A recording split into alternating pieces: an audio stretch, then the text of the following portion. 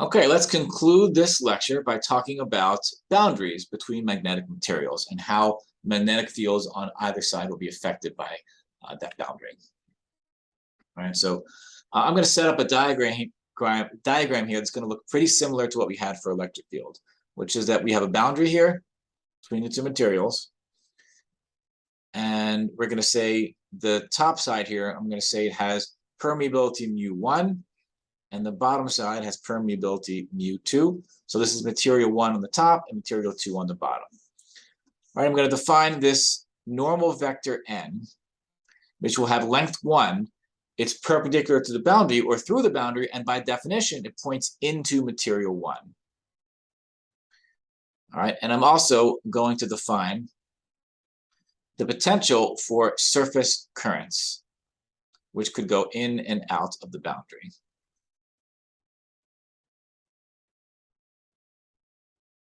All right, and we're going to denote that with JS, right? That is the vector that corresponds to any surface currents. On either side of the boundary, we also could have a magnetic field. Let me just speak, yeah. On either side of the boundary, you might have a magnetic field. Let's call the magnetic field on this side to be H1, and the magnetic field on that side could be H2. All right. Now we're going to have 3 boundary conditions that I'm going to compress into 2. All right, let me just start with the first one, which is that B1 perpendicular minus B2 perpendicular equals to 0, right? The perpendicular component is going to be this one right here, right? That's going to be H1 perpendicular, will be the component of H that is in the perpendicular direction. For the bottom one, it's actually a negative value since it's pointed downwards.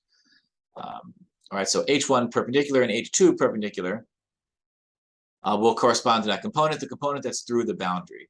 All right, this is the perpendicular component.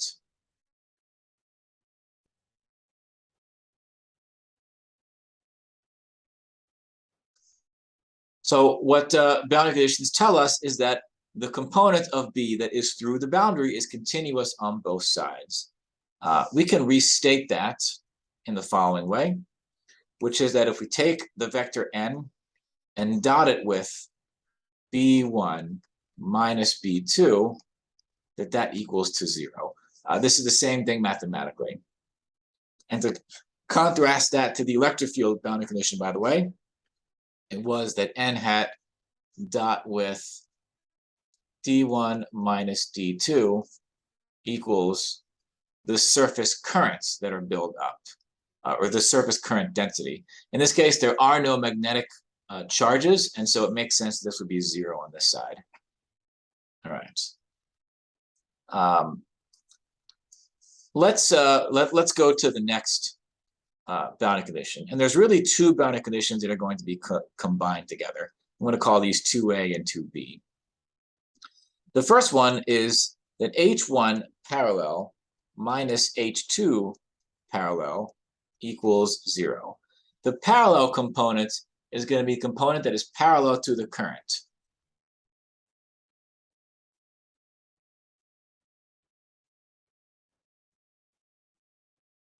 Right, and by the current, I mean the surface currents, JS. That's what we're talking about when we talk about the parallel components. So if I take the component of H that is along the surface but parallel to the currents, that component must be the same on both sides of the boundary. All right, so that's 2A. 2B is going to look like the following. It's going to be H1, I'm going to call this the tangential, minus H2 tangential equals plus or minus JS, the surface current density. Forget about the plus or minus for a second. I'm going to simplify this a little bit later. But the tangential component on this diagram is going to be this way. That's the tangential component. It is a component that is along the surface and perpendicular to the surface currents that you are defining. And that component on H field is going to be discontinuous on one side or the other because of these magnetic fields. And that should make sense because magnetic fields along a surface are going to generate a magnetic field that is perpendicular to the currents that are generated. So these currents are going to make a magnetic field this way, and on the top of the sheet current is going to be going the other direction. And so that's why there's that discontinuity there. Now we can actually combine these two together into the following. It's n hat crossed with h1 minus h2 equals js. Right, these two combine into that. To connect that to the electric field, it was n hat cross E1 minus E2 equals 0. It was 0 over there because there's no such thing as magnetic current, but when you walk over here for the magnetic field, there is a such thing as electric current. And so the right side is not 0, but it's a JS. Right, so these right here are our magnetic boundary conditions. Let me make that in highlighted green. These are our magnetic boundary conditions.